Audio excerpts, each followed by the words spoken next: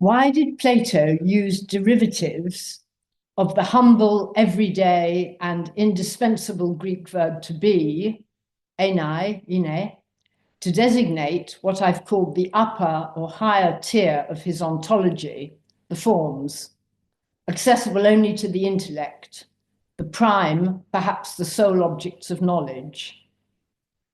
I'm using knowledge simply to stand in for episteme and gnosis, two terms prominent in our texts, on who philosophers are and what it is qualifies them to be rulers of the ideal polis. Last time, Alexander protested against the translation knowledge, but this paper isn't about Plato's epistemology, though of course it has connections to that important subject. And I'm not going to discuss here to what extent knowledge is or is not a good rendering of episteme and gnosis. I'm just using it as a stand-in. So back to my question, why and with what understanding of the term did Plato use this everyday verb for such a weighty role, the verb to be, to designate just some of the things that can be cognized in some way or another? Now, Jessica Moss, in her recent and valuable book, which has a special focus on the connection between knowledge and being, put the issue in a telling way in her chapter 4. And here's a quote: "Just as in calling some things good, one privileges them above others on the scale of value, so in calling some things beings, Plato privileges them above others on the scale of being." In other words, whereas we have good to indicate what's high up in the scale of value, to indicate what's high up in the scale of being, Plato chooses to use being. Well, in large part, the answer to my question must lie in the enormous influence of the poem of Parmenides. But to examine Parmenides' take on being would take us too far afield. What's widely recognized is that his descriptions of the forms, especially in the Symposium, closely echo the attributes Parmenides' goddess accords to to eon, what is. The goddess's being, to eon, is ungenerated, imperishable, whole, steadfast, complete, remaining the same, and by itself. Of course, for Plato, these attributes belong severally to each of his plurality of onta, of true beings, the forms, whereas in Parmenides, they characterize his one being. I'm going to rehearse briefly the shift in understanding of what's meant by the superior being of the forms, which took place from the middle of the last century. Up till then, it was generally assumed that when Plato designated his forms beings and denied being to what can be perceived by the senses, this must be understood in terms of existence. He was declaring, so people thought, either that only the intelligible world exists, while sensible objects are mere appearances, or that the intelligible world has a superior kind of existence. And I'm talking about understanding in the English-speaking criticism. Here's an example. In their book, Plato's Republic, a philosophical commentary written in 1966, the authors Cross and Woosley, in discussing the argument in Republic V that focuses on being as the object of knowledge, which I'm going to be looking at in a moment, they wrote the following: "Sensible particulars are semi-real, partly existent, and partly non-existent," whatever that was supposed to mean. Call this the traditional interpretation.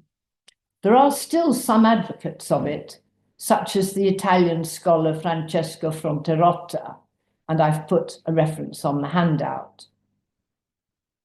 Challenges to the traditional interpretation came from many scholars, but I'll highlight that of Gregory Vlastos. He insisted that the superior being Plato accords to the forms should be understood not in terms of existence, since existence doesn't come in degrees, he insisted, but rather in terms of superior reality, in a carefully specified use of the term real. There's no word in Plato's Greek corresponding to real or reality, other than various forms of the verb to be. Real must be understood, Vlastos wrote, as it figures in the contrast between real and fake diamonds, or real and artificial flowers, and not in the sense in which pigs are real, but unicorns are unreal. That is, no unicorn exists. Fake diamonds exist all right, but they're not real diamonds. In other words, we must focus on the predicative use of is, as in, this is a diamond, or this is beautiful, or this is a couch, and so on, rather than the complete use of is, meaning exist. Vlastos's reading has met with widespread acceptance, but not universal. Some argue that he was wrong to insist that talk of degrees of existence makes no sense.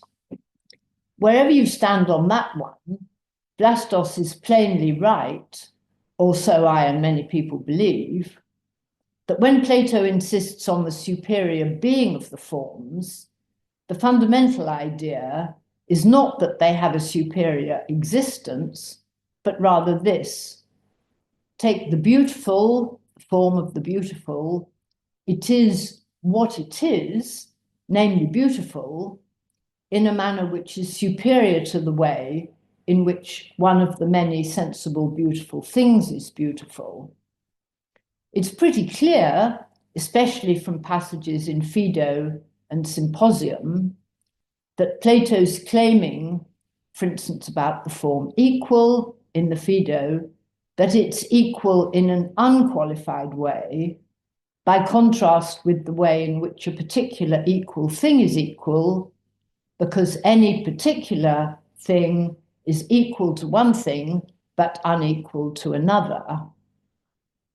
Vlastos also cited the tricky argumentation in Republic 5 to back up his point, and I'll return to his reading of that argument shortly.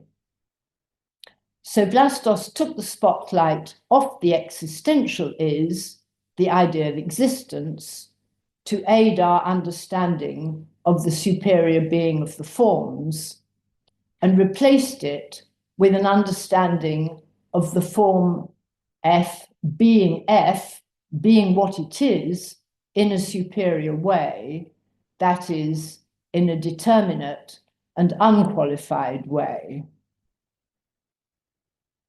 Then came Charles Kahn's mighty book in 1973 and other contributions by Kahn. Kahn as well challenged the view that for Plato and for Parmenides, existence was the big issue. He claimed an important role for what he called the veridical is, esti meaning is true or is the case, and he argued that the predicative is, the copula, was at the heart of the system of uses of ancient Greek estin. In his later work, he adjusted his claims slightly. One salient change was to say he preferred to understand the veridical is, not as is true, but as is the case. The reason being that we find it also in the past and future tenses, what was the case, what will be the case. But Kahn never rode back on his claims about how the copulative uses, and not the existential, had a conceptual priority. Indeed, the pendulum swung so strongly away from finding Plato making heavy use of the complete, the existential is, that two leading scholars, G.E.L. Owen and Michael Frader, reinterpreted Plato's dialogue, The Sophist, in a way that found Plato avoiding any use of is that means exist. Well, you might think that a rather surprising move, given that the Sophist includes a discussion of different theories of being, some of which certainly seem to be theories of what exists. Now, you must forgive a modicum of autobiography here. At this point, I entered the fray. In 1986, I rejected Owen's denial of any existence in the Sophist. But in that article, and later in a more wide-ranging treatment, I offered a proposal about the Greek verb to be, which has subsequently been labeled the semantic continuity theory, the labels due to Fiona Lee, who rejects it. I'll say a bit more about it later, but its gist was this. Yes, Vlastos was quite right to emphasize that to understand Plato's view about forms, and specifically his remarks about them as being and as beings, we must start by recognizing that the form, say the form beautiful, is purely and unqualifiedly beautiful in a way that sensible particulars or properties are not. Where I took issue with Vlastos was in his insistence that for Greek speakers, the incomplete use was clearly distinguished from the complete use meaning to exist. I argued that for what has since been labeled semantic continuity between the existential is, the complete is, and uses where we find a completion of one kind or another. I'll say a bit more about where I stand on this in section 4. So back to my question, does Plato anywhere make clear, and if so, by what means, how we're to understand his key terms for being? Earlier scholars thought that in the Sophist, Plato explicitly distinguishes different use of einai. Now, this isn't quite so generally accepted, but anyway, we're not talking about the Sophist today. We're talking about the Republic. Okay, section 2. Whereas we have to struggle to gain an understanding of the import of Plato's key uses of the verb to be and its cognates, to onta, and so on, the case is at first different with the abstract noun Ousia, a formation from the verb einai. In Plato's day, it was generally used not in an abstract sense, but to mean wealth or possessions. But Plato was to change that state of affairs, and with it, he changed the philosophical vocabulary of his successors too. It starts in an early dialogue, the Euthyphro, as the text at T1 on your handout shows. Plato artfully introduces this new term. So I'll just read quickly the text from the Euthyphro.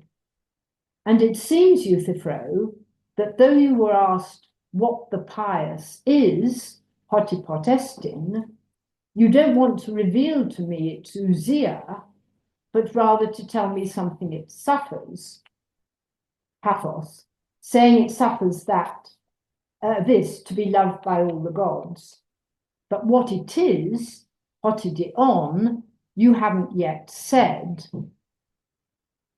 So in the way he introduces it, he makes it quite clear how it's to be understood. Plato's commandeered the word ousia and given it a new use connected to the key Socratic question, what is it? And we get the same in the Meno passage I refer to, and in the Phaedo passage that you have in text 2. where he glosses Ousia with hotunkane hekaston on, to make it absolutely clear how this term, for which he's arguably proposing a new use, is to be understood. So Ousia enters philosophical vocabulary with the meaning essence, what it is, and Plato gives it quite a fanfare. But he goes on, also in the Phaedo, to give the term Ousia another new use, again making it quite plain how the reader is to understand it. Here it's used for the beings themselves, which were earlier said to have a what is it or essence. And this is passages 3a and 3b on your handout from the Phaedo. So Socrates says, if those things we always talk about are some beautiful and good, he's clearly referring to the forms, and the whole being of this sort, passa he toiaute ousia. And just to drive it home, Plato makes Simmias pick up on the usage. Our argument rightly comes down to this, that our soul exists before we've come to be, equally as does that ousia of which you were now speaking. So now we turn to ousia in the Republic. It's only rarely, in fact only twice, used for essence in the Republic. And I've put on your handout the two instances where we find it. It's very frequently used in the Republic, as introduced in the Phaedo, in the texts I've just quoted, 3a and 3b. It's used either for the realm of noetic beings, or for individual noetic beings, or for the mode of being of such entities. And a very important reference in the Republic is the one I've put at T4 on your handout in Republic Book 6. Let this be stated about the philosophic natures. We're talking about what the philosophers are going to learn about and know. They love any learning which reveals to them that being which always is and does not wander around between coming to be and ceasing to be. So that's text 4 on your handout. And that use of ousia is intended, I'm sure, to remind the reader of familiar teaching from, for instance, the Phaedo, with familiar terminology about the special object of the philosopher's learning and of their love. Here we have what will be increasingly familiar terminology, the contrast with Genesis. I noted on your handout that we find ousia in close proximity to aletheia, truth or reality, and we also find toon in close proximity.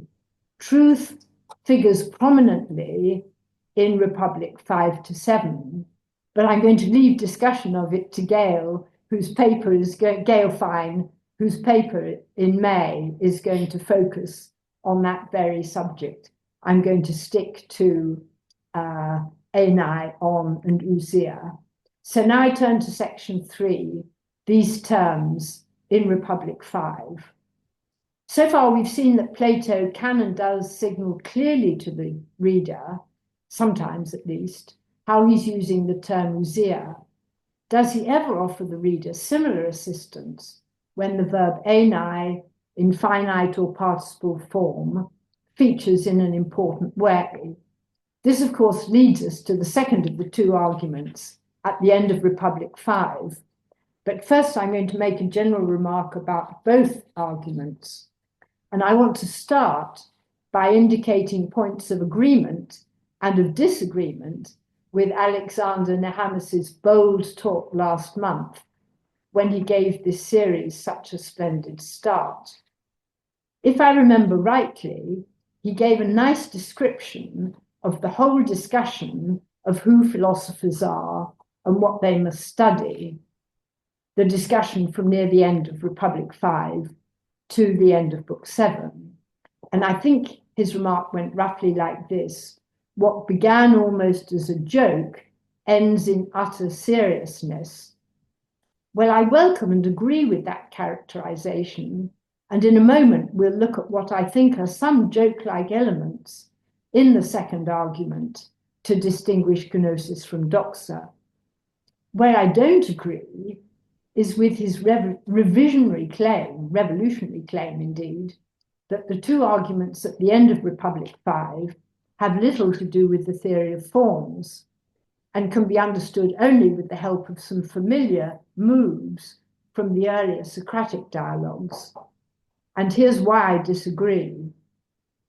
Plato kicks off the first argument to show the difference between gnosis and doxa by making Socrates pointedly say to Glaucon that to establish this would not be easy to another, but you, Glaucon, will conceive the following, quoted at the bottom of page 1 of my handout.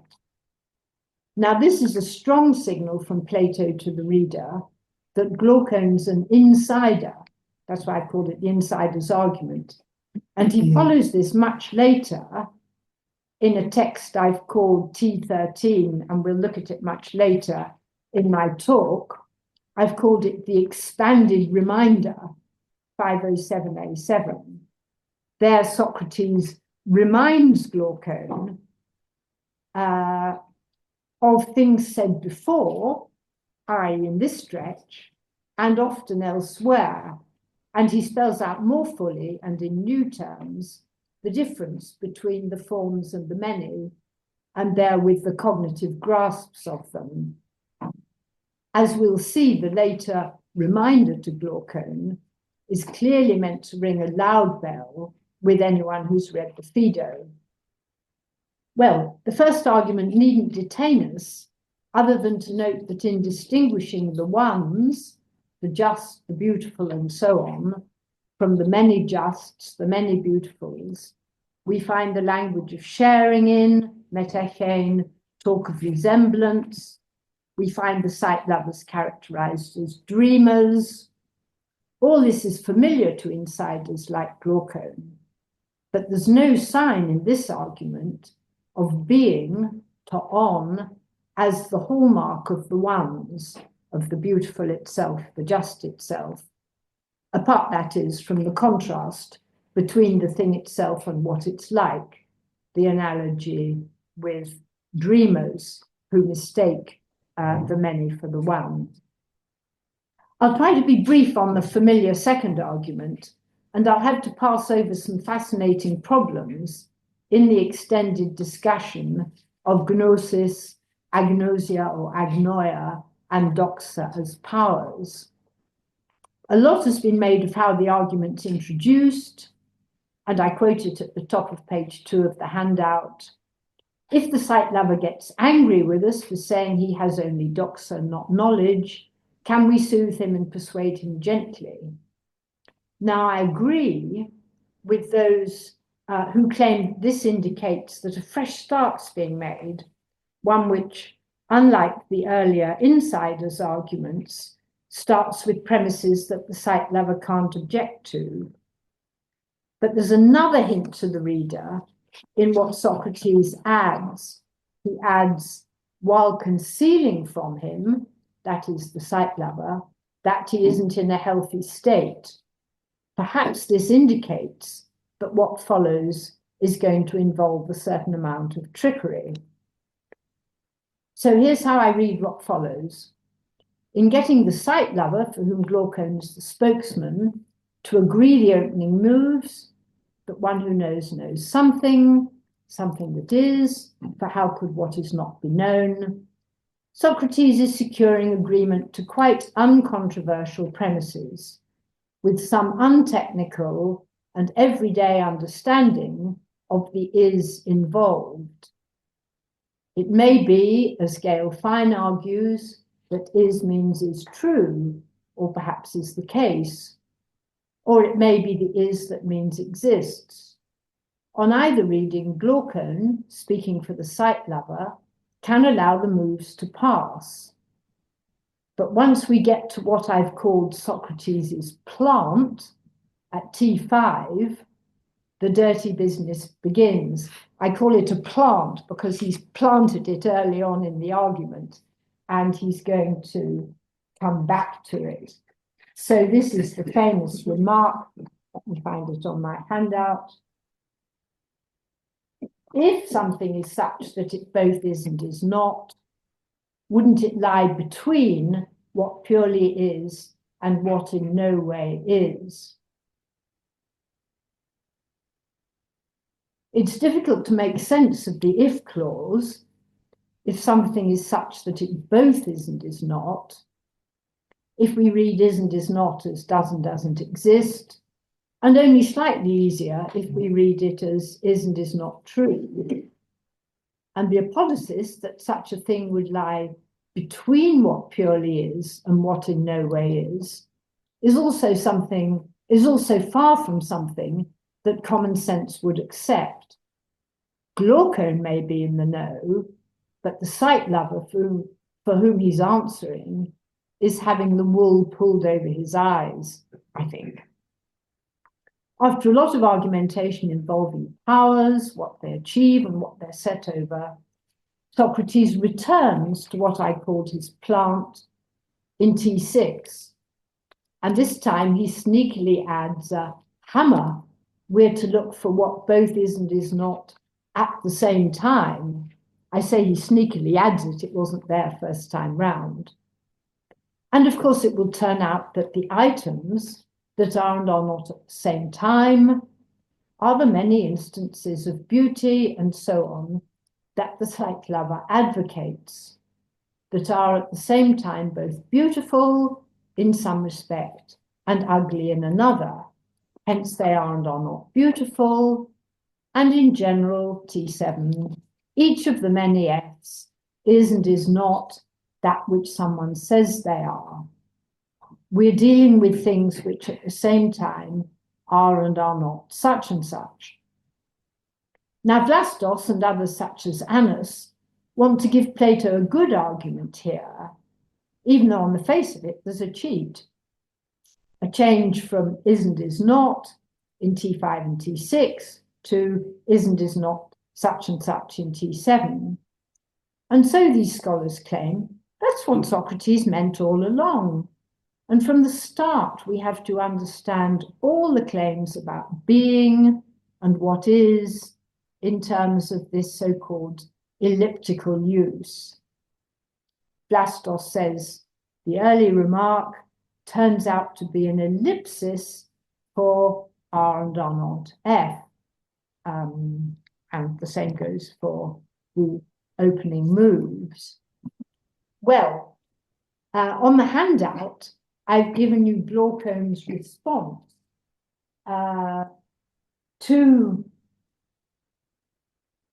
yes, I've given it to you underneath T7. I've mentioned Glaucon's response to the denouement of T7. What does Glaucon do? He likens it to the riddle about the eunuch and the bat, one who is and is not a man, who struck what is and is not a bird, a bat, and so on. Now, to my ears, Plato here offers the reader another hint that all is not entirely above board. Note that Glaucon's reply gets no reaction from Socrates, who blithely carries on with what I've called his denouement, and in accordance with the plan, asks Glaucon at T8 if there's a better place to locate them, these things that the sight lovers love, than between Ousia and einai. I think we can be confident that this use of Ousia is a purely stylistic variation on the other forms of einai used in the argument. and Del Cominet's a very helpful treatment of Ousia in the Republic, which I've given you on your handout, makes the case for this very strongly. Why can we be confident that it's a purely stylistic variation? Because Socrates in the argument also uses the participle, ontos and meontos, and the infinitive twice, as in the second quote in T6. So I don't think that Ousia here has special connotations, either of essence or of the superior mode of reality, those two technical uses that Plato drew attention to in earlier works. It's simply a stand-in for is, being, etc. However, not far on, technical expressions abound in the conclusions being that the sight lover sees only the many beautifuls and can't see the beautiful itself, by contrast with those who see both. We've got the language of the forms. What about those who survey the things themselves, which are always in the same state, in the same respect? A very well-known locution for forms. And finally, at the end of the argument, we get the grand conclusion. We should call those who love each being itself, autor hekaston on, philosophers and not philodoxers. Well, like Professor Nehamas, I think this stretch is intended partly, maybe not as a joke, but at any rate light-heartedly, though its conclusions are deadly serious and plainly invoke once again the forms in semi-technical language that Glaucon's familiar with. The conclusion's serious, but are we to take the argument seriously? At the end of section 4, I asked how to account for the move from the many F's are and are not, F at the same time, to the many F's are and are not. I already mentioned an approach I don't agree with, whereby the second was all along shorthand or elliptical for the first. That's the line that Vlastos and Julia Annas take. In my 1994 treatment, I argued that in the opening moves of the argument, the claims that the one who knows something must be taken at face value as containing complete uses of to be. But I also claimed, contrary to Vlastos's analysis, that such uses weren't seen as sharply distinct from the incomplete uses, where we have a completion, as in, is not beautiful. But if we think that the many F's are and are not is an inference from the many F's are and are not F, then we need to evaluate the inference. Well, there's surely no problem with the part that infers are from are such and such, or so I argued. Texts elsewhere suggest that Plato accepted the inference from is something to is. The difficulty lies with the inference from is not F to is not. And in my earlier paper, I suggested that for Plato, when writing the Republic, is not was equivalent to is not anything at all, and thus that the negative part of the inference was invalid, something Plato came to correct with his treatment of what is not in the Sophist. Well, that may be right, but I'm no longer quite so confident of that way of looking at things. In a lecture he delivered recently, Hendrik Lawrence of Princeton, I don't know if any of you heard this lecture, he discussed this argument and offered a revision of my proposal. He retained the idea of the semantic continuity of einai, but he came up with a way in which Plato can validly infer X is and is not from X is and is not such and such. I hope his paper will be published, But ingenious though it is, I'm not fully convinced because it involves attributing a rather complex metaphysical picture to Plato concerning that inference. And I rather doubt that heavy metaphysics is to be found in this part of the Republic, though it's going to appear pretty quickly in what follows in Book 6. Miles Burney, who shares my view about semantic continuity, offered the nice quote from the Dissoi Logoi that you find at text 9 on your handout. And the same things are and are not, for the things that are here are not in Libya. So things are and are not. Now, Burney writes of whoever the author of this was, he felt no linguistic or logical discomfort at using the same pattern of inference as Plato. And I think Burney's view is that Plato felt no linguistic or logical discomfort. Well, my view is close to that of Burney's, but I suspect that Plato expected the reader to feel a modicum of discomfort with the argument. Passing as it does, I suggest. John, είμαι σε διαμιάλεξη, δεν μπορώ να μιλήσω τώρα. Σε πάω μετά. Ναι.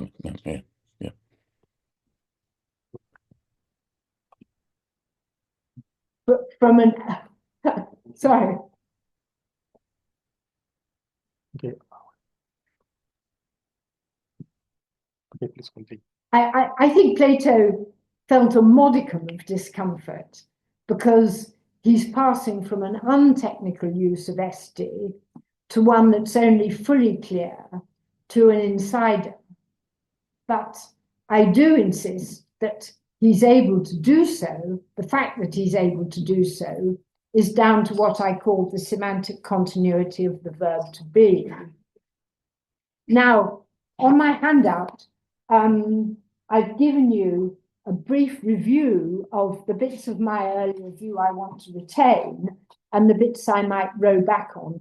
I'm not going to go through them now, but if you want to ask me about them in the Q&A, I'll be very happy. But before I move on to Book 6, here's a quick reflection on what the second argument in Book 5 offers. Whatever our verdict on the argument, whether we think there's some sleight of hand here or it can be given a clean bill of health, the argument and its conclusions are, I think, a bit of a disappointment for the following reason. When knowledge is assigned to being in this argument, we don't learn much about what's so special about being. The reader has to infer, or more likely is expected to know, that the beautiful itself can't be accused of being and not being, because it simply is what it's said to be, beautiful. It's not subject to compresent opposites. By the end of the argument, Plato makes Socrates come clean and reveal that the being that knowledge is assigned to is the form, the beautiful itself, the just itself. And he gives us the canonical designation of forms, familiar from the Phaedo, always in the same state with respect to the same things. The items which are consigned to mere doxa haven't yet been designated as objects of the senses, though that's hinted in the description sight lovers, nor has the object of knowledge, being, yet been labelled intelligible. That's going to come quite late in Book 6. If we add in the claims of the first argument, we learn that the object of knowledge is what the object of doxa merely resembles. But so far, I think we've got a very partial understanding of what it is about being that makes it the object of knowledge and the object of a philosopher's desire and love.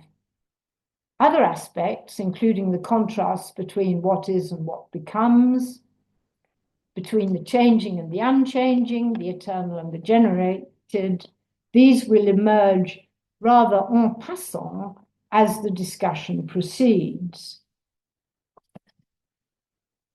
So now we turn to examine how that discussion proceeds in Book 6, and this is section 5 of my talk.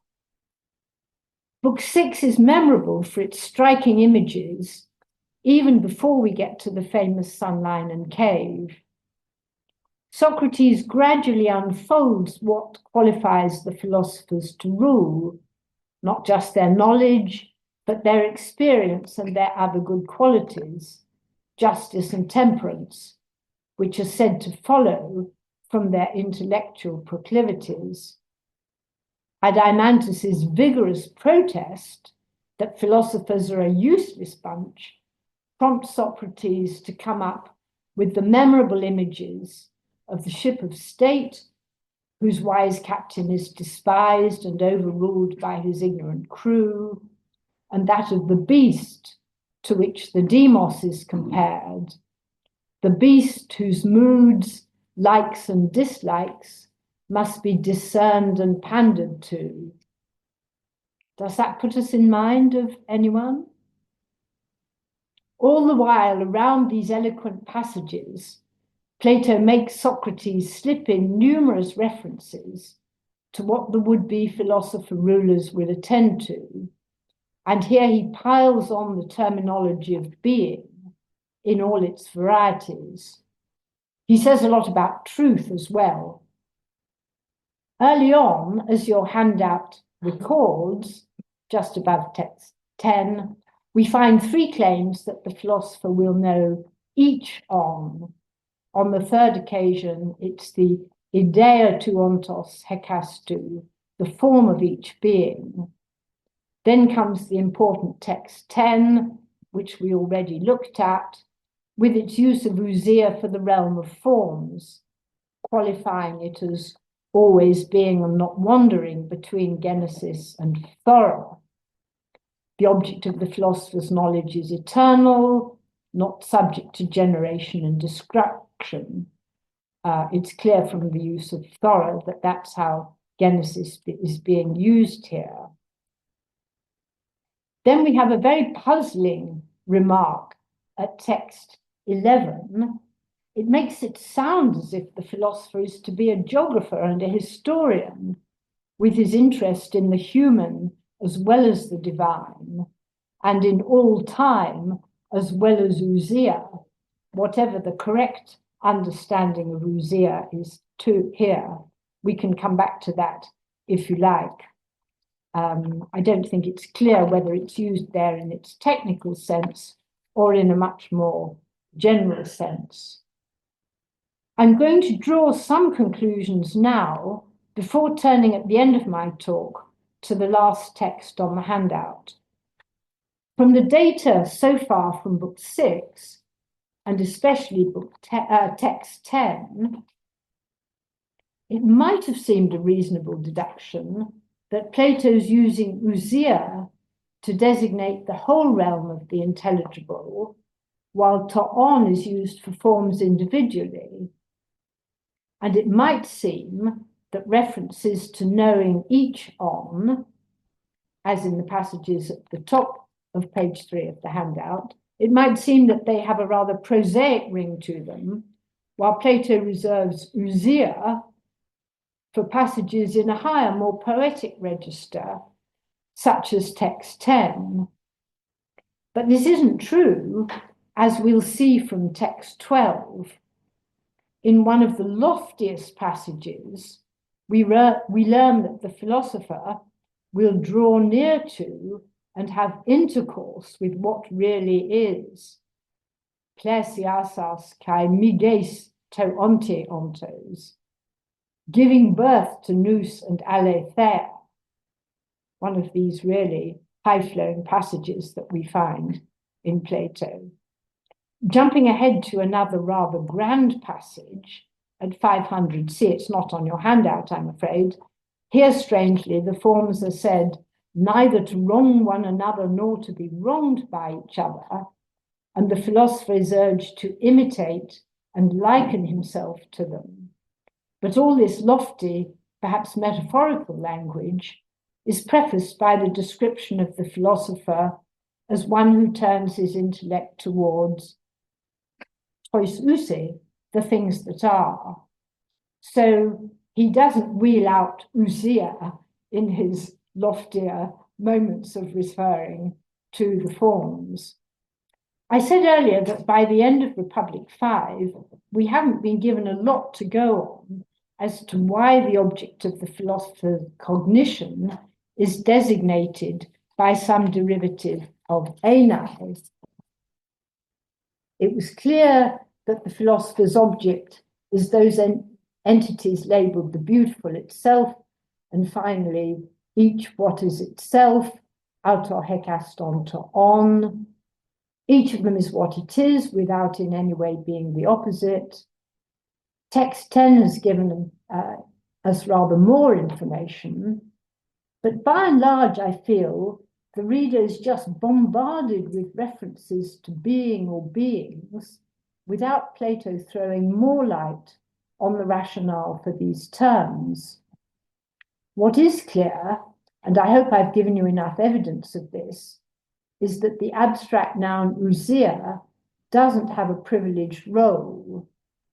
Just as in T8, it was used as a stylistic variant of the infinitive einai, so in the passages we've been looking at, and indeed in others, Plato rings the changes on the terms to on, to onta, and ousia. And there's another indication of this later in Book 7, where he'll turn to talking about the studies that are especially valuable for would-be philosophers because they turn or drag the intellect to being. I'm sorry, these aren't on your handout, but I'm sure you're familiar with the passage.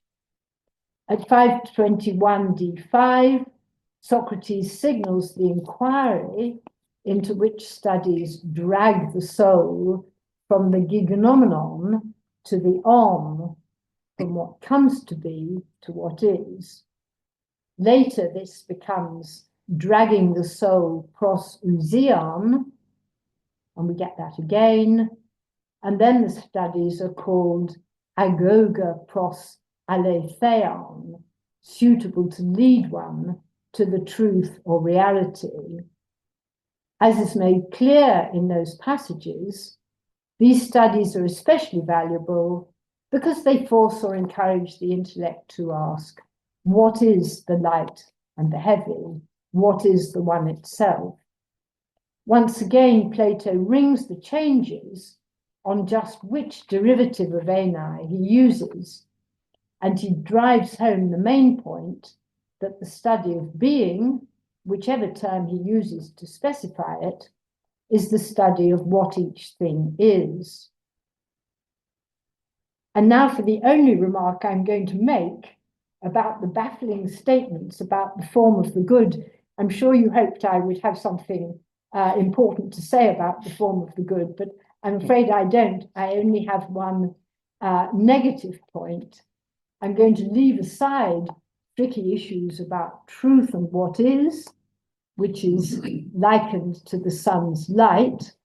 But you'll remember that to the sun's role in providing genesis, growth, and nutrition to the visibles, Socrates compares the good's role in providing or adding to einai to kaitain ousian to the objects of knowledge.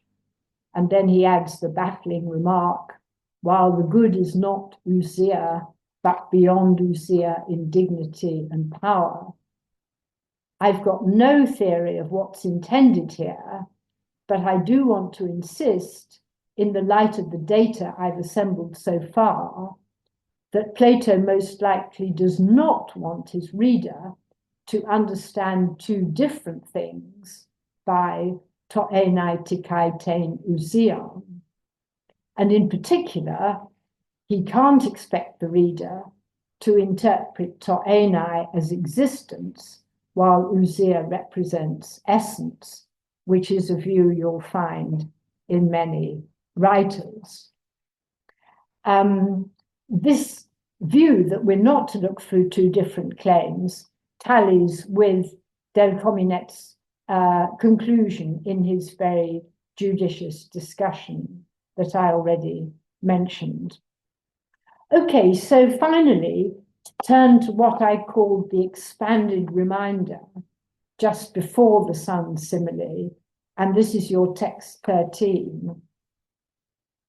Here, where Socrates reminds Glaucon of what he said before and elsewhere, that's a very important hint to the reader from Plato, what he said before, earlier in the Republic, and what he said elsewhere, for instance, in the Phaedo, I think, we get some new elements at the passage I've labeled 2, where he talks about calling each one what is. I'll come back to that. And some important new bits of doctrine in section 3, where he says, and we say the first set of things is seen, not grasped by the intellect, whereas the forms are grasped by the intellect and not seen. Now we've got a change of terminology so that now we have the contrast visible, intelligible, whereas before we had doxaster versus gnosta. And I think this change is interesting and significant, as well as the declaration that the two categories are disjoint, especially with any implications it has for the so-called distinct objects question, for Plato's epistemology, but I'm not going to go further into that issue. Point 2, the reference to calling each of the forms ho estin, what it is or what is both important and puzzling. It's important on 2 counts. First of all, it recalls the Phaedo, where this phrase was introduced as a technical term to pick out the forms. You'll remember Socrates says something about setting his seal on each of these with the expression ho esti. And it's important for another reason, because here at last we do have Plato drawing attention, or rather making Socrates draw attention to his habit of labeling forms with an expression featuring is. So far, he's just done it without telling us why he does it. But as I'm sure you know, there's a puzzle about how to explain, how to understand the phrase ho esti. Should we understand it as what it is or as what is? Given the strong connection between the forms and the answer to the question, what is such and such, we should expect this label to be understood as what it is. And certainly we get many examples of it, or a variant of it, in locutions such as asking what it is, saying what it is, and so on. For instance, in a passage that, I forget if I mentioned it, but I put it on your handout, 533b2, it's back on page 1 of the handout, but not numbered, I'm afraid. It's the passage where we're told that dialectic, no other method other than dialectic, tries to grasp concerning each thing what each thing is. Ho estin hekaston. However, as I've indicated on your handout, there are some linguistic difficulties in construing the expression when we have it in the form what is such and such, as in what is a couch in Book 10 of the Republic, ho estin kline.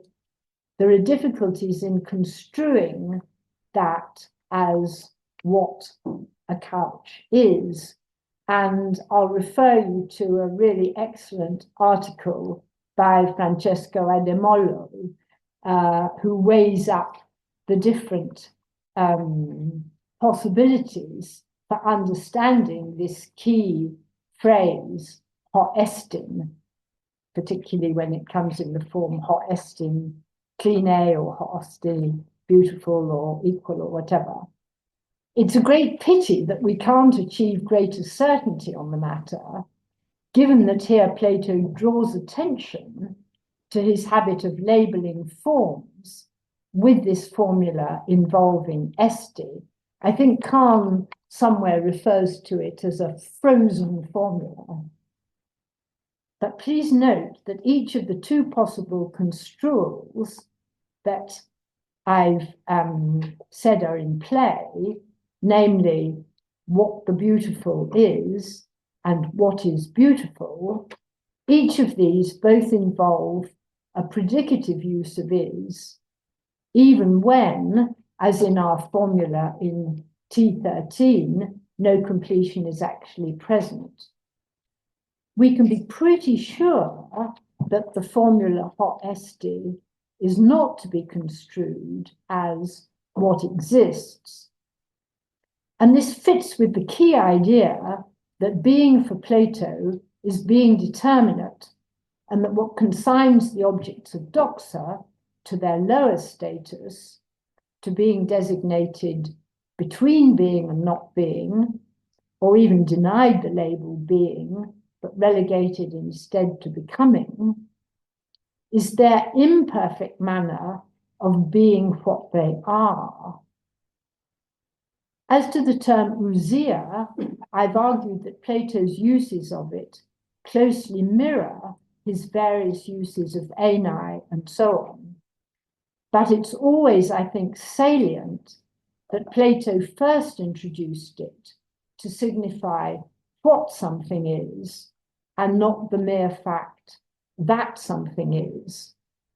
But it was left to Aristotle to draw that distinction between what something is and that something is explicitly. Thank you.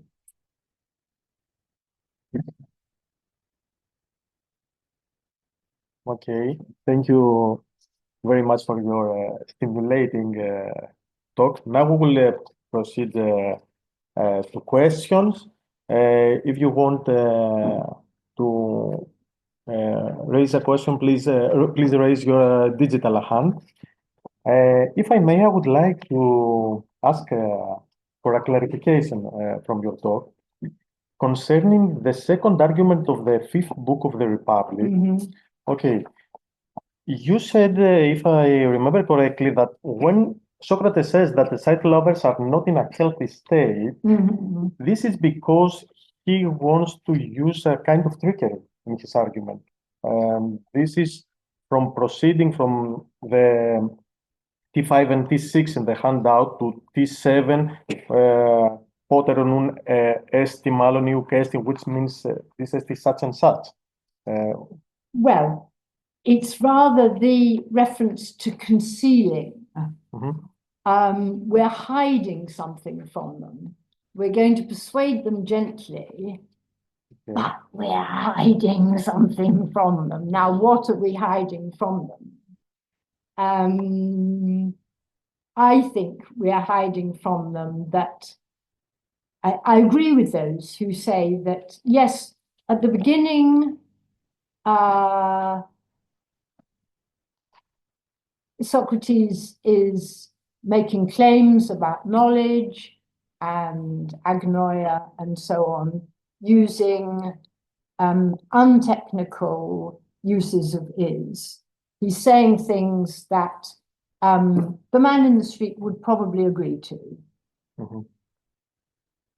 And then he plants this very strange remark. If we find something that both is and is not, won't it be between, etc., and we must assign it to something between knowledge and ignorance.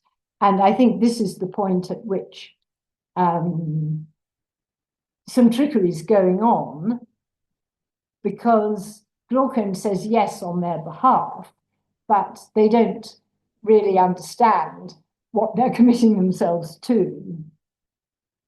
Yes.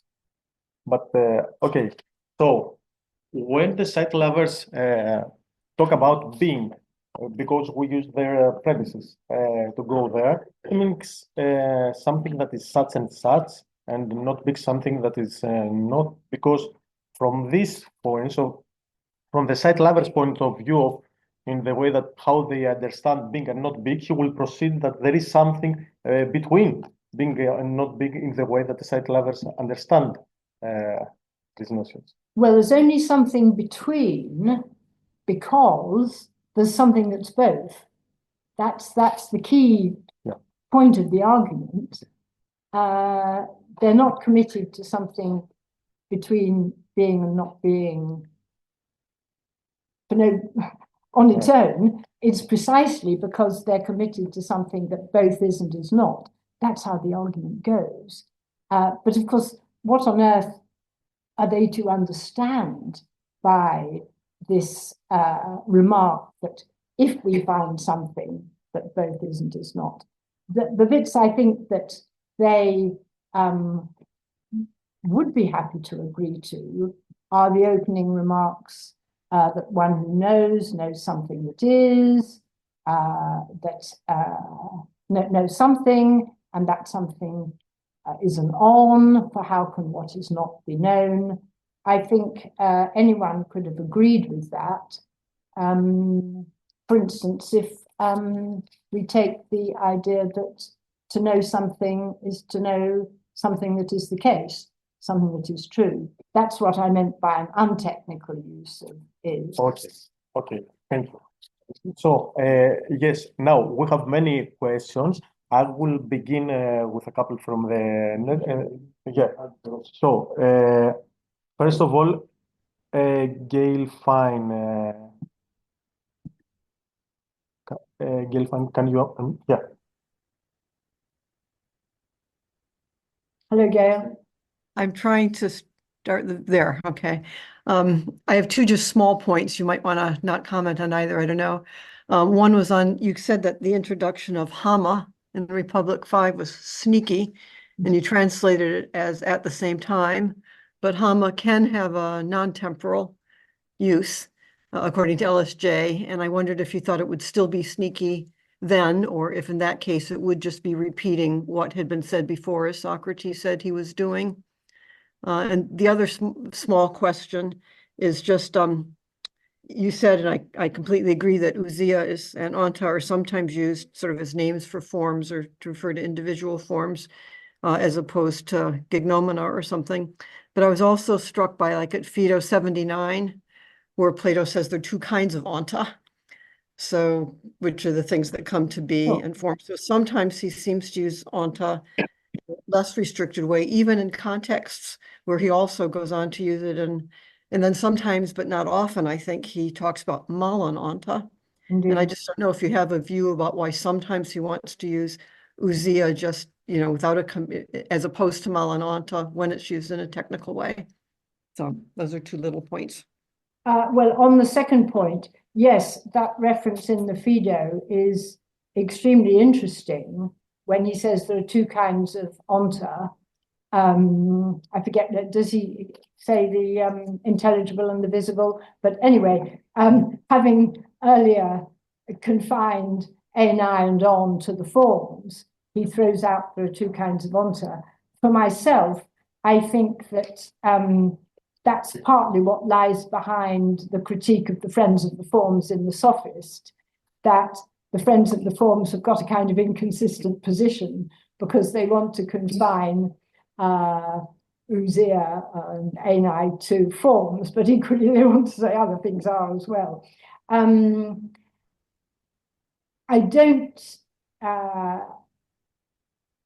so no, I don't really have a view about when he does which, but I think it's perfectly clear that he doesn't confine Ousia to the higher realm and use onta indifferently for any kind of being. Of course, sometimes he uses onta for all kinds of beings, but not when he's talking about what the philosopher has as his love. So all these references that we get in Book 6, and it's very striking that, having not said much about knowledge being connected with to on, we get this barrage of uses in the first pages of Book 6 without any kind of explanation. So I'm talking about, you know, what philosophers must know, and then throws in all these references they must know, hekast, onta, on, etc. And then we get Ousia in its fully fledged Phaedo sense, as it were, use. Going back to your point about hammer, tell me about this non-technical use of hammer. I don't know about it.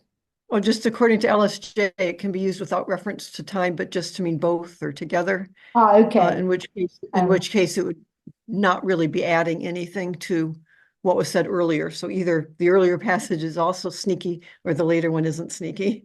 Right. If it were used in the non-temporal way. I mean, we can take away sneaky if you like. Maybe be better to say. I mean, I think it must mean simultaneously, just because this is the story we know about the many beautifuls and the many justs and so on and so forth. Well, particularly, let's say, the many equals in the Phaedo. He does often talk about compresence of opposites. Whether that's always what he's got in mind is another question. Yeah. It's not always simultaneous, but sometimes it is. Let's put it that way. Thank you. Okay, and now is Jessica Moss. Hi. Thank you. Can you hear me? Yes. Okay. Thank you, Lesley. That was great. And I think I just really got lost at the end because probably my Zoom attention span, which you held so well, finally frittered away. But I'm pretty much just asking you to repeat what you took to be the significance of your comments on the Ho-Estin formula. Well, my main point is I don't think we can be absolutely sure how to construe it. Mm-hmm. It would be nice if it clearly should be construed as what it is, Mm-hmm. because that picks up the what is it question, and that picks up the idea that forms answer the what is it question. When you spell that out, what a form is, it answers the what is it question. So it would be very nice if we could consistently construe it as what it is.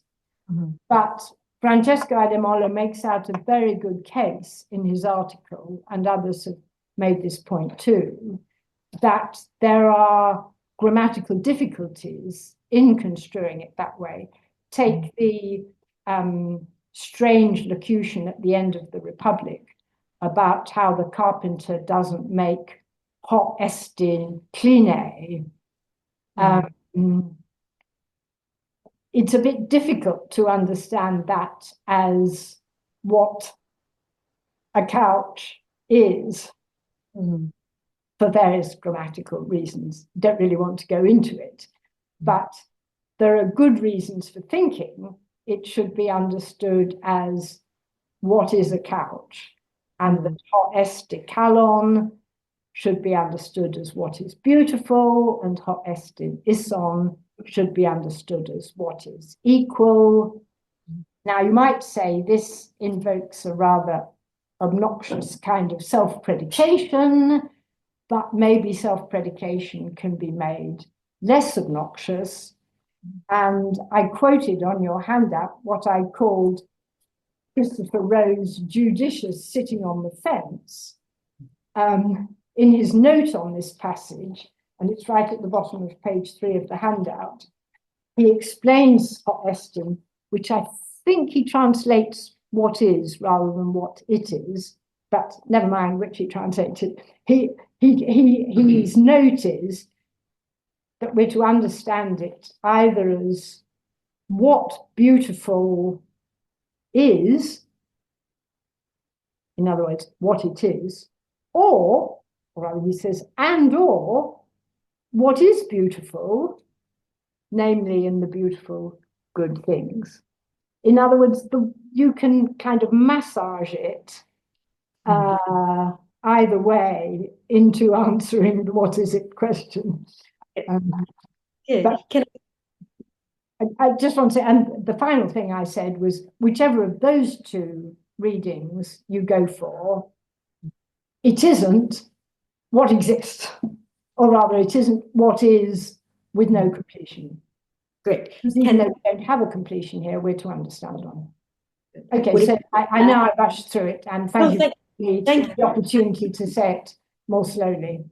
That's super helpful. I now have a follow-up question, but I'm happy to go to the end of the queue if you want. No, please. Great. So in that case, I did feel like you really helpful stuff about ousia in the beginning being a kind of technical term for essence, and then ending with this discussion of estin. So I guess I'm taking from your talk, maybe more than you meant, support for the essence reading of ousia and einai and in book 5. And I have a question about that reading. So I guess one question is, am I going too far in interpreting you? Yes, you are going too far, because in book 5, it's clearly used simply as a stylistic variant on einai. I don't think that the use of ousia to mean essence steers us towards a particular interpretation of einai. I think rather we have to make up our mind what on earth he means by between being and not being, and then apply that to ousia. That's interesting, because the philosophical question was going to be, what on earth sense can we make of being between essence and not essence? And I see you don't want to do that. Methodologically, it seems very cautious to me, though. I mean, if you've got, some good evidence that ousia is meaning essence, and then that esti is meaning something like essence, I think, he's clearly something strange is going on with the use of esti in book 5. Why not help ourselves? So I'm not actually defending the reading myself. I'm just wondering why you don't want to go further in saying that we're now getting a big clue about what esti means. Well, the reason I don't is that what really drives that argument in book 5 is various uses of einai, esti, on, etc. And then suddenly he pops in ousia, just I think as a stylistic variant. So I think we've got to make up our mind what he has in mind by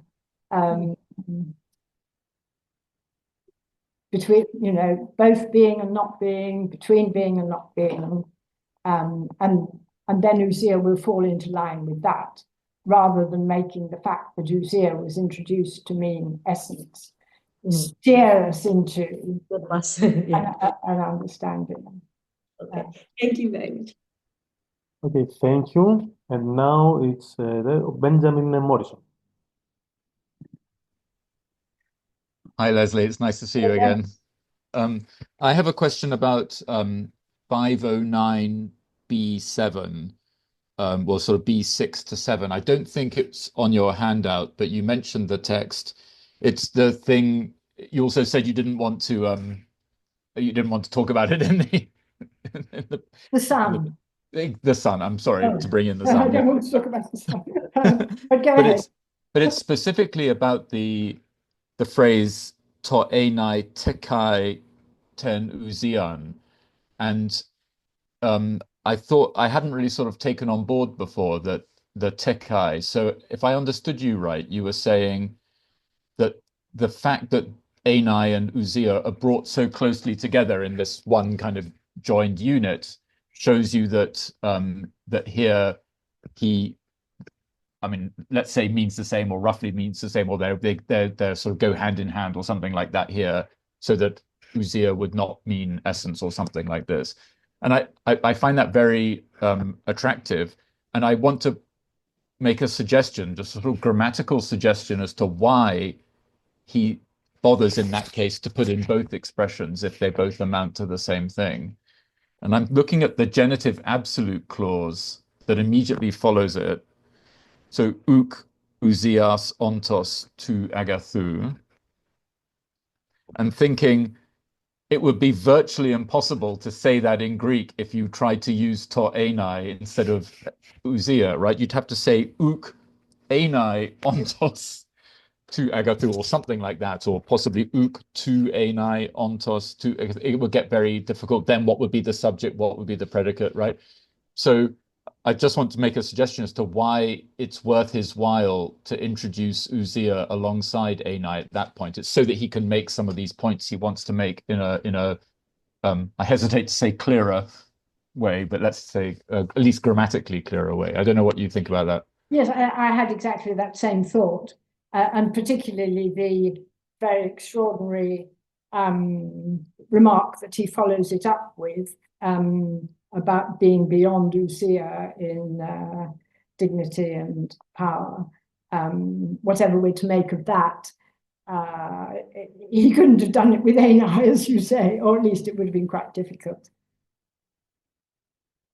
So thank you. Yes. Okay, thank you. Next is Alexander Nehamas, and then we will proceed to some questions from the audience here in the Lambridis library. So please. Thank you very much for unmuting me. And Lesley, thank you very much for this extraordinary paper. I very much like the idea of the throwing being at the reader and at the interlocutors. I think this idea of just throwing all those words, which in a way at the end, I suppose you think, and I think would agree on that, he puts them all together and he explains what he was driving at all this time. I thought that way of just adding to the conception of being to bring it up to the forms, I think is a very interesting one. Though you did say that you think the forms may be involved in Book 5. But I want to come back to Thanassis' point and something that you raised last time about the sneakiness of the argument with the so-called sight lovers. First of all, there is something to do with perception and the sight lovers, but the sight lovers are only one class of a much larger group of people, including the ones that are interested in technidria and all kinds of insignificant things. So I don't know that the connection with perception is an essential one at that point. I think that really comes later along with the rest of the argument.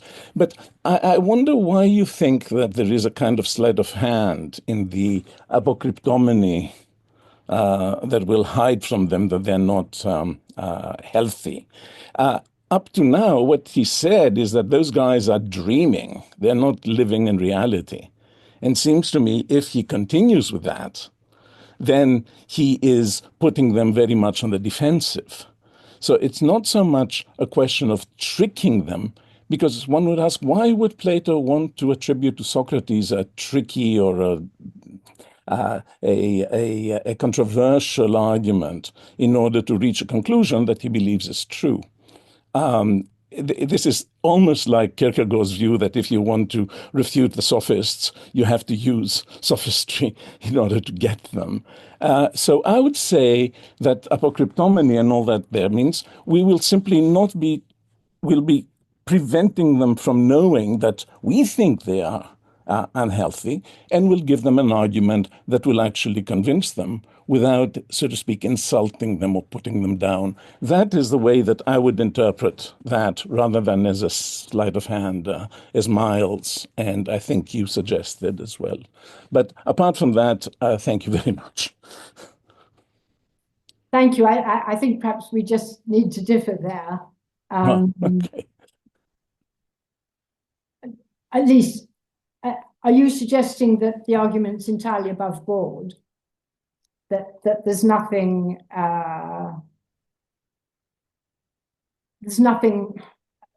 to be objected to? But if it's tricking them, then there must be something objectionable to the argument, right? Well, that's my line, but you don't like that idea. Right. So I'm asking you if you think there's nothing objectionable in the argument. Oh, yes, I don't. I think that the argument is fine. And I would say I would want the argument to be fine in any case, because it seems to me that Plato would be undermining his own purpose if he uses an argument that is not, from his point of view, a sound one. That's all. It's not a major point, but it's something we've talked about before. I thought I'd bring it up. So yeah, if you want to disagree, we can disagree. I don't think it will change any major issue about interpreting being. Okay, nice. Thank you. And now we will proceed to some questions here in the library. Let me switch the camera. Okay, and now is Vasilis Karasmanis' turn. Lesley, thank you very much. The microphone is fine, but Okay. please speak loudly. Yeah. Thank you very much, Lesley, for your talk. I'll begin with a small remark. I don't want any answer, but the change of vocabulary from doxa star, the objects of doxa or opinion, to visibles is just before the sun, and this explains the vocabulary. We have another change from the sun to the similar line, from visibles to objects of doxa. And the third change from line to cave, from objects of doxa to visibles again. Mm-hmm. So it's something that happened 3 times. Mm-hmm. Now, I'm going to my main question.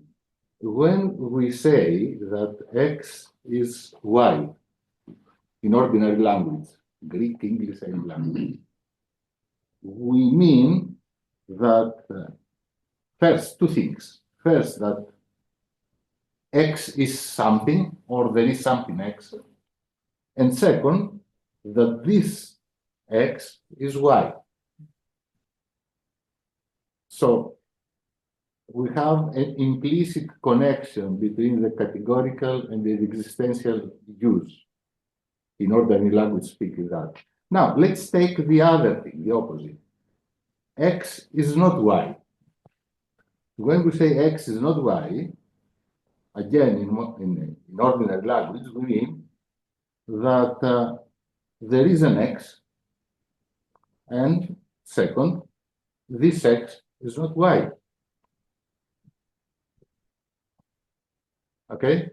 So we can find a connection from X is not Y to there is an X, and this X is not Y.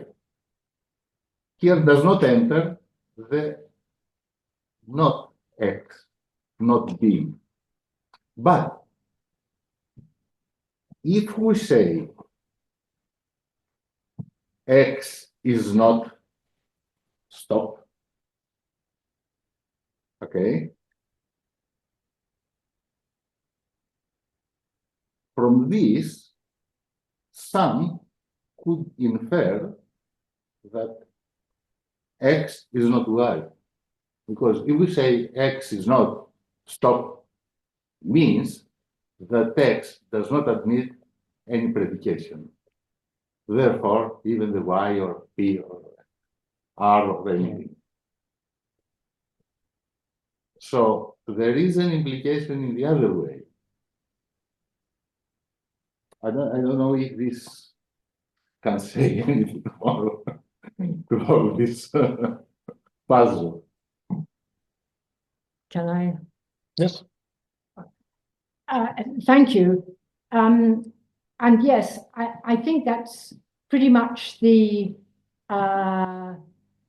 analysis that I suggested in the article in which I first talked about this argument.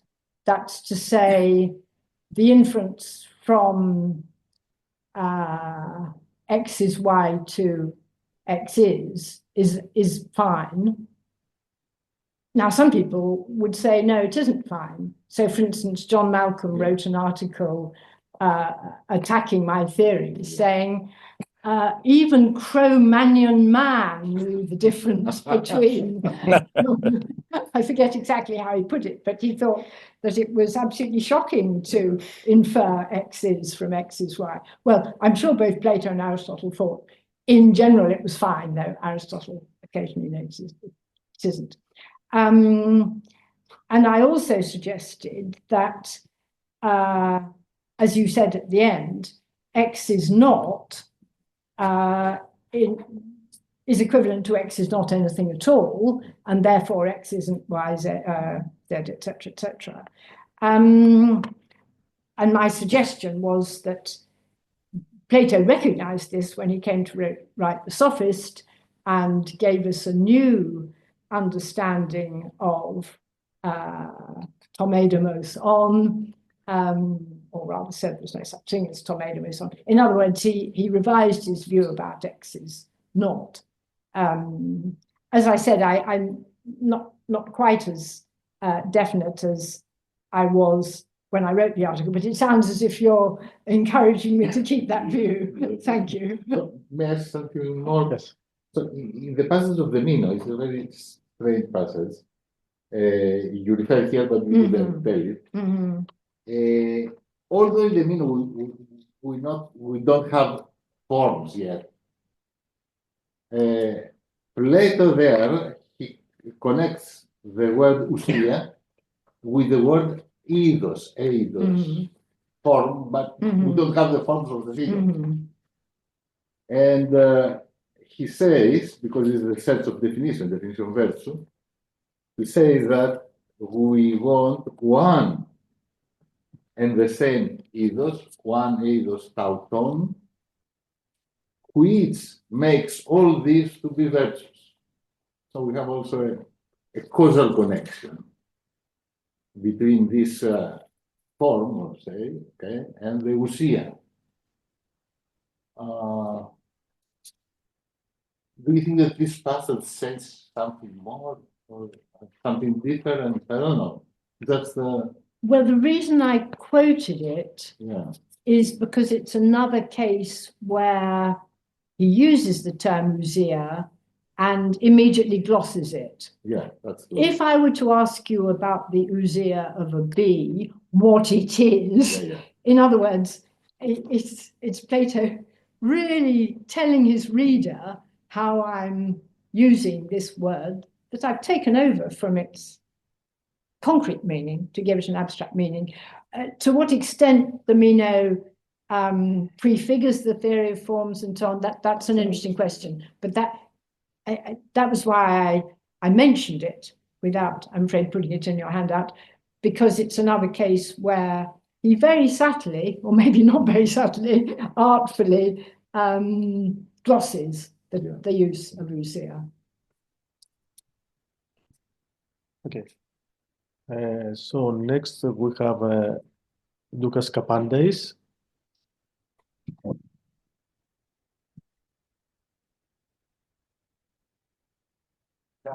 Thank you very much, Lesley.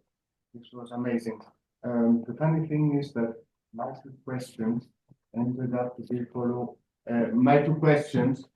up being follow-up of my two compatriots' questions, Thanassis and Vasilis. So I will state only the follow-up to Vasilis's question. I have written this down already prior to his intervening, so I will read it and let you see it is a follow-up. So you referred in the middle of your talk to a prima facie difficulty, the difficulty of inferring X is not from X is not F. Right. Now, these quasi-formal statements I want to suggest fail to capture the logical structure of an arguably valid inference in natural language. So in Greek, X ukesti T, X being placeholder for the subject, is perfectly fine, with T being an indefinite pronoun. but no formula of the kind X is not F captures what this Greek phrase arguably asserts. That is to say that for every F, X is not F, with F being confined, contextually confined, to predicates that are instantiated by the context. And from this last quasi-formal statement, is more likely to draw X is not simpliciter plausibly. So this is Vasilis went to from X is not to X is not F. I want to argue that the more dubious inference can also be sustained under some conditions. I mean, for example, except very few crazy people, even Greek grammarians, not in our modernity, do allow indefinite pronouns. But yeah, I don't know that it makes any sense. Yeah. Thank you, Dukas. I'm not quite sure I've got your point. Let me, can I see if I've got it? As Vasilis mentioned and is well known, the problem in Plato's argument is inferring X is not from X is not F. You pointed out that there is not a problem in inferring X is not from X is not T, where that means, in effect, X is not anything. Any F, exactly. F yes. Yes. Predicates that are instantiated. Right. Yes. So I agree with both those points, but it doesn't get round the problem that the argument appears to infer that the many beautifuls are and are not from them being and not being beautiful. In other words, we have an explicit predicate for F rather than a T. Right. May I follow up for this? Because amazingly, this leads me to the second follow-up regarding Thanassis' point. So here, perhaps another the structure of the argument might be different from the one I was referring to. So it might be the case that we can infer that X is not simpliciter by the fact that X is in between or neither X or not X, because there we get a tertium. But sorry to interrupt, but remember that's not the inference. The inference is from both F and not F. Exactly. That's the point. It's not neither, it's not between, it's both. So it's a specific kind of predication that once it is predicated of the subject, then the conclusion is valid. The specific kind of predication is instantiated here of being beautiful and not beautiful, and in general it's being F and not F. So it's another, perhaps it's another move that is at play here. I want to suggest, and I think that was Thanassis' point, initial point, that and you replied that never mind about being beautiful and not being metaxi. This is a specific kind of metaxi, which is neither one nor the other. This is why it is metaxi. Well, it's very important to remember that being between follows from being both. Rather surprisingly. I mean, why should? Why is it surprising?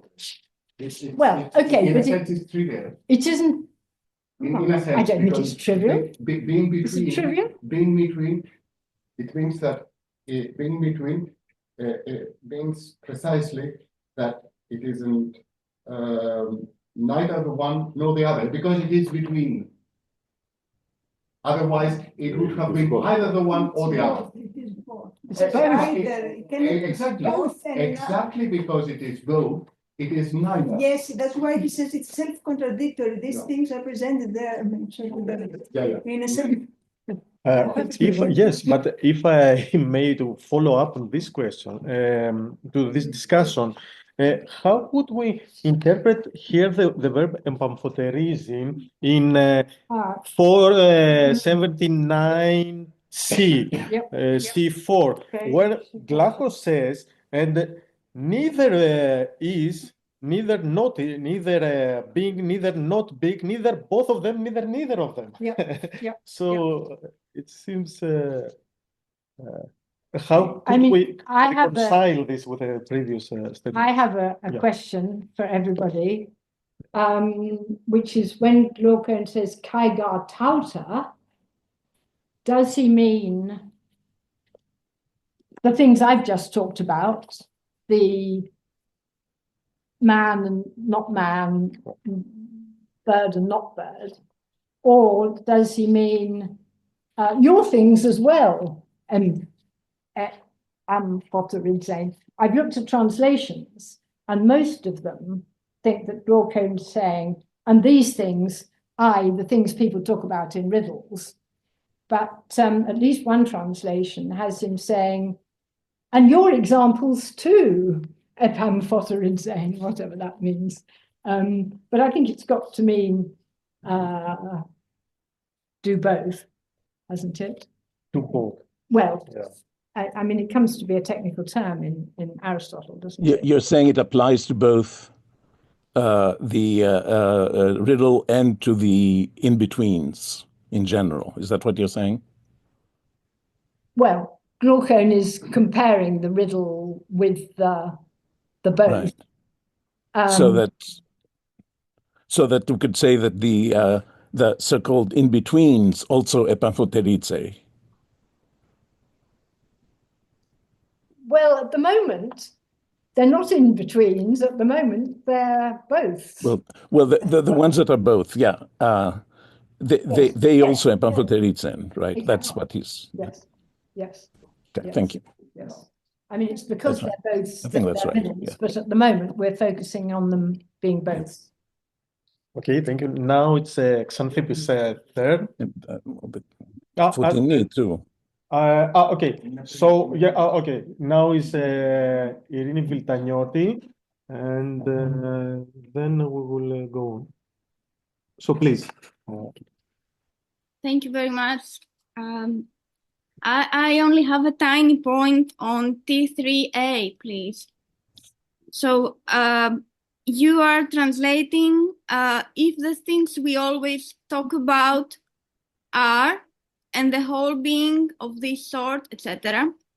So I'm wondering whether we can take the adverb ai with estin and say if the things we talk about always are and the whole being of this sort, that is eternal ousia, and in this way that passage could be read in line with Republic 6, that is T10 and T4 on the handout, on the essence that always is, and not in line with OEST in Phaedo 75b. And I was wondering if you think we can read it that way, and if we can, then if it would make any difference for your argument. Thank you. Thank you for that suggestion. Here's my off-the-cuff remark, but I'd need to think about it more carefully.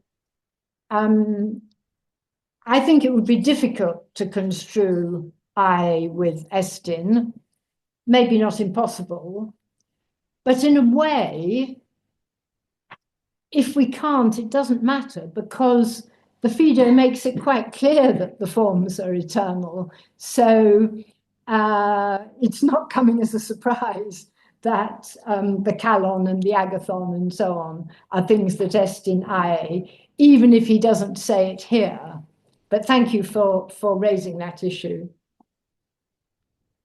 Okay, now Gail Fine has another question. No, I don't. It's just I'm incompetent with technical things. I couldn't figure out how to get rid of. Okay. From the React, Gail, from the React. Yeah. Now it's you. Yes. Now it's the turn of you from here. So yes.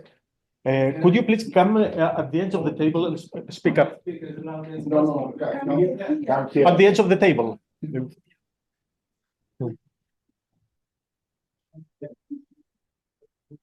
Speak up, please. You that, if I remember correctly, in the symposium, Plato and Socrates and Diotima to describe the characteristic of orthodoxa as a metaxi, metaxi as something in between malice and ignorance. In this case, Plato makes it very clear that this doxa shares both characteristics, and it also this example was used to we can't hear the nature of the errors. So, I'll repeat it. as you said, I believe that it's right to say it both contains both characteristics of being and not being. It's neither excluded, something like that. But the question is, remember that my question is a little bit related to the one by Jessica Moss, I guess. So sorry, I didn't catch that. The question is related to the one of Jessica. Related to the question by Jessica Moss. I remember you said that if you try to read Ousia in the Republic as Athens, it's a little bit it's going too far. So my question is that, so in the beginning, you said that the general or ordinary meaning of Ousia is possession and wealth or fortune. There's something you possess or what is possessed. So in the use of Ousia in the Republic, you believe that Plato has this kind of idea of possession as we will see it. And when he makes a difference between pathos and ousia, in what context we should understand this particular ousia, possession, if Plato still uses this kind of idea of possession as ousia, distinguished from pathos, and how it is different also from essence. Okay, thank you. I'll repeat the question just to make sure please. I've understood it and so others can hear it. First of all, you made reference to a passage in the Symposium, but we'll move on from that to your question about ousia meaning possession. Exactly. Yes. And I think you were suggesting that when he contrasts it with pathos, there's still some notion of possession. Was that your point? No, I'm trying to follow your, I think it's in the text one of the handout, in the Euthyphro. The Euthyphro, yes. Yes. Socrates says the Euthyphro is trying to say what the pious suffers, not the pious. Yes. Yeah. So, I mean, my claim was that he's making, and by the way, there's a very good article by Fitzgregor Herman, which I put on the handout, which is very helpful here. That yes, ousia meant possession. Plato can use it, carries on using it. Lots of uses in the Republic to mean wealth, because after all, it's a political treatise. But that he makes a biggish song and dance in the Euthyphro and again in the Meno, introducing this new use to mean essence. Now, there's one place in the Gorgias where he may be punning on Ousia because Socrates says, I forget of who it is, Callicles probably, you're trying to evict me from my Ousia, the truth. And Ousia probably here means my inheritance, my possession, but it's a kind of pun because the truth is what I possess. So that's a case where he may be playing on both the old use of Ousia, which continues to mean possession and wealth, and the new one. But my claim about the remark about metaxou was that there we don't have a technical use, because I think it's clear that there it's simply a stand-in for einai, on, and so on, and that the reader wouldn't, even if they've read the Euthyphro and the Phaedo, wouldn't think, between essence and not being. They know that all this argumentation is about if something both is and is not, then it's between what is and is not, etc. So I don't want Ousia there to have either of the two related technical meanings, either essence or the things that have essence. I think it just is a stand-in for einai. Incidentally, there's another very nice passage where we get Ousia later on contrasted with doxa. So there are refutations that are kata doxan and refutations that are katousian, and that quite clearly, I think, picks up the difference between things that are thought to be good and the things that are good. So doxa and Ousia pick up the contrast between dokein and einai. And again, it's not exactly the technical sense of Ousia, but of course it's things that really are good as opposed to things that are thought to be good. Thank you. Okay, now it's Xanthippe's turn. Thank you very much for your rich talk. There are many issues raised here. I wanted to ask again about the formula OST and also about the passage in the Phaedo T2. Actually, it is a question inspired by Fritz Gregor Hermann, but I'm not sure I remember. But it's based on a discussion I think I had with him long ago. So I wonder whether you see in this ST, you said it's predicative and there is no existential sense, and I'm inclined to agree with you. Whether you see any sense of identity, in particular, if we interpret OST expression, what equal is, let's say, one, the reading one, or what is bad, what bad is, which means the thing that we call bad. So the thing that is really bad, but also the thing which somehow what we call bad refers to. That's different description. It has to do with identity. Sure. But anyway, one is this question, because the reason I'm asking is that I'm kind of interested in how predication and identity are connected. I'm trying to see the link between the two, or where the identity is for Plato sort of predication or something like that. And the other thing is concerning passage T2 from the Phaedo, where if I understood well, you argued that Ousia there is being is Ousia is essence. This is passage T2. Yes. Well, because it's glossed by hotunkane het kaston on.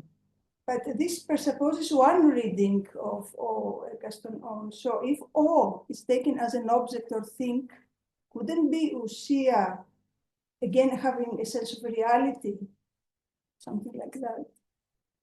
So not essence so much, or the reality Well, we're talking about. When, It's deep because yeah, I mean, it is the Ousia of health, strength, size, etc. And that, I mean, I have to confess the passage is quite difficult to construe, and I haven't given you all of it, and I haven't got it here. But on the reading I prefer, and it's certainly the one that Hermann offers in his paper, I'm talking about them all, size, health, strength, and in a word, about the being of all other things, what each in fact is. So in effect, he's saying, I'm talking about the Ousia of size, the Ousia of health, the Ousia of strength, the Ousia of all other things. And then he glosses Ousia by what each in fact is. yeah, this what could be a thing, though, not the same meaning or essence. It could be the thing that every business is. The reality could be like that. So that's the thing that each in fact is. Is that going to make such a difference? I mean, it's still talking about what things are. Oh, yeah, take it, let's say, realistically. I mean, that's the, I mean. Oh, I see. You mean it's just a reference to, I'm talking about everything. I'm talking about health, strength, and in the word about whatever, everything. Used to the ideas, the reality of the ideas somehow, but it can be connected. But that's, I think, I don't have the answer in the Greek text. It's just what difference would it make if I mean, that would eliminate one of the uses I offered of Ousia meaning essence. But we do know quite unambiguously that we have it in the Euthyphro and the Meno, and we know in the Republic, as I've put further down on the handout, I skipped over them in my talk.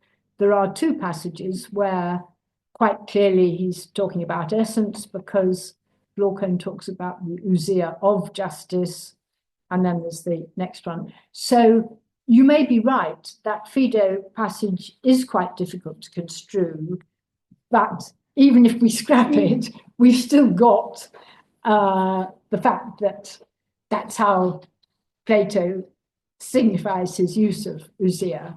In some cases, yes, clearly. I agree with what you're saying. I think that's yes. Let's say perhaps one could, in this direction, suggest that I'm not sure that she's right. I'm not sure that Xanthippe. I'm sure I agree with Xanthippe, but perhaps the suggestion is that here Ousia is not loaded. It's redundant. It's nothing more than what the thing is, or Castonesti, without being committed to a senseless interpretation. Well, you could say it's an uncommitted use, but given that we've got the unambiguous evidence of the passages in the Euthyphro and the Meno, it seems at least plausible. I mean, I don't stand by T2 being an example, but if it is, it's quite interesting that not long afterwards, he introduces the use, which is quite unambiguously, all this kind of Ousia used to refer to the things we always talk about, or the things we talk about, which always is, as was the suggestion. So we certainly have that new use in the Phaedo. We may or may not have the old use. Okay. Now we have a couple of questions. Yes, there is. Gail finds because of technical reasons. Okay, so we have Time is 8 o'clock, so we will close with two questions. One from the Stelios Bourlogimos, and the last one with Alexandra Deligiorgi. Okay.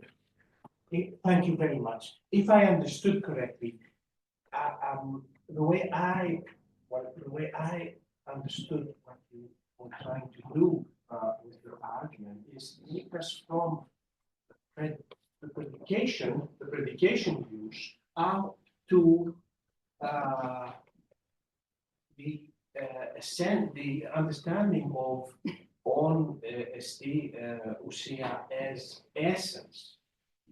Now, how Plato would move from what was ordinary language, ordinary use of esti, up to existence and reality.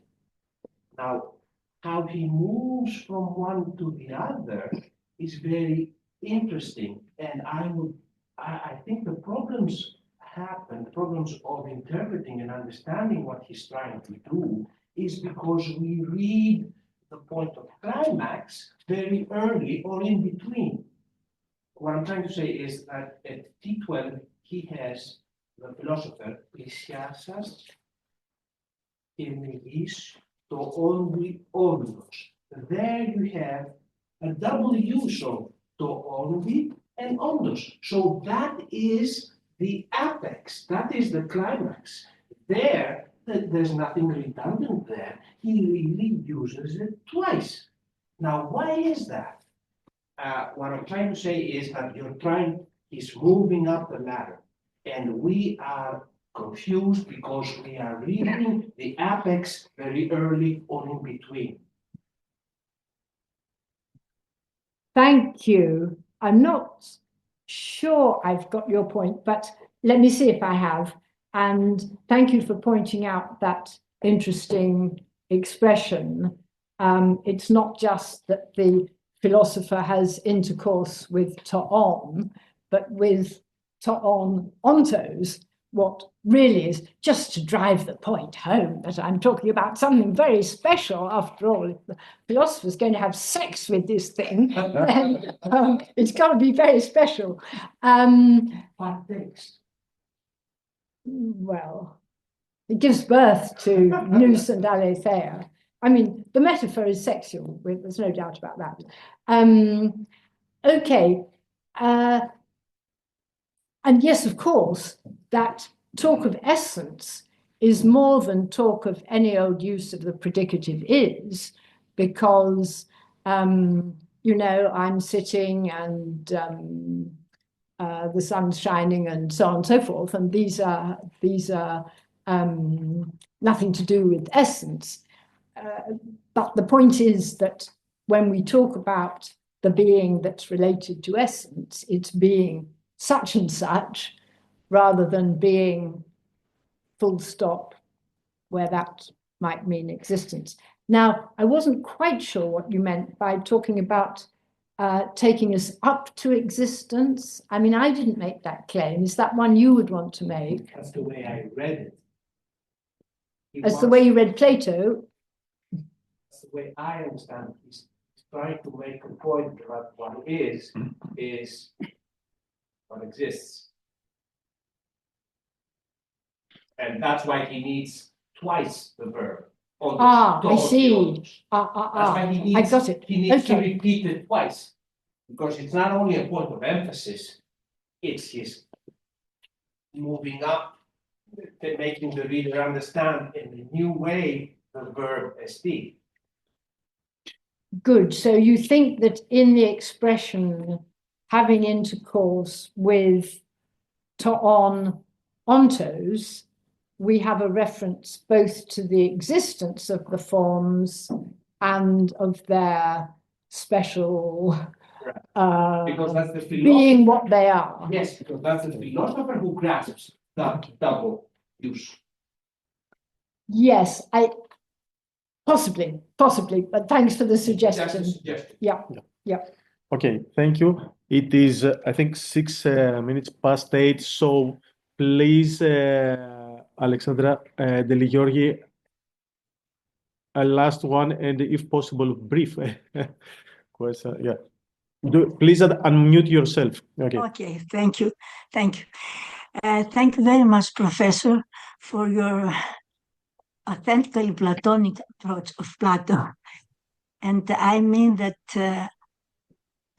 in the Republic, Plato is already a realist who discriminate the abstract from the abstract reality from the concrete reality, where in the concrete reality there are visible and invisible things.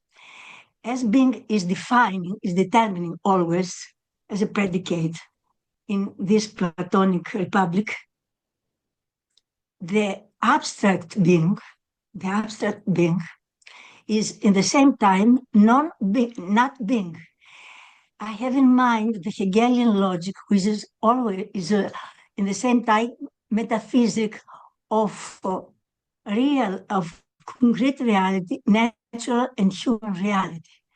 The first logical category of this Hegelian logic is the abstract being, which equals to non-being, and both of them equal to becoming. And that is the entrance from the abstract to concrete reality, concrete and dialectical reality, where being is always tied to cognition, to cognitive processes for determining the thing. Okay, please, could you please proceed to the question? I don't know if you agree with this. No, I'd like to ask you if you agree more or less with this approaching of the Republic, of the being in the Republic of Plato. If the contrast you mean between abstract and concrete is Plato's, yes, because that is Plato's contrast between the intelligible and the visible, yes, then I wouldn't agree that abstract beings are also non-beings, because Plato doesn't want to say that about the noeta, the intelligibles. If you're using concrete in some other sense, like meaning to be determinate, then yes, forms are. Yes, that's yeah. Okay. Good. Okay. Determining, and also because no. We do being not have is, time, please. We excuse me, I have just to say something more. No, it's 10 minutes past 8. Could you permit me? The abstract and people have Ousia to. is the differentia specifica. If possible, via email or something like this. Thank you very much. Thank you very much. Thank you very much, Lesley. Thank you. Rose. Yeah, thank you very much for this. Thank you, everybody, for your questions. Okay, now the next talk will be on March 13 with Jessica Moss. Okay, so we'll be glad to see you there again. And Jessica Moss to see you here in Athens. Okay, bye-bye. Good night.